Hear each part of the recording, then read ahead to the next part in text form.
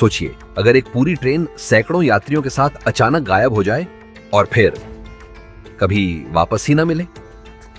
साल 1911 में इटली की एक ट्रेन एक सुरंग के अंदर गई, लेकिन वह सुरंग से कभी बाहर नहीं निकली। कहा जाता है कि उस ट्रेन में करीब 100 लोग सवार थे। कुछ रिपोर्ट्स के अनुसार सिर्फ 2 लोग किसी तरह बाहर निकल पाए, लेकिन उन्होंने जो बताया उसने सबको हैरान कर दिया। उनका कहना था सुरंग के अंदर अचानक घना सफेद धुआं छा गया और उसके बाद उन्हें कुछ भी याद नहीं। आज तक इस घटना का कोई पक्का सबूत नहीं मिला, लेकिन ghost train on off Italy आज भी दुनिया के सबसे रहस्यमयी किस्सों में गिनी जाती है। तो आपके हिसाब से वह ट्रेन कहां गई?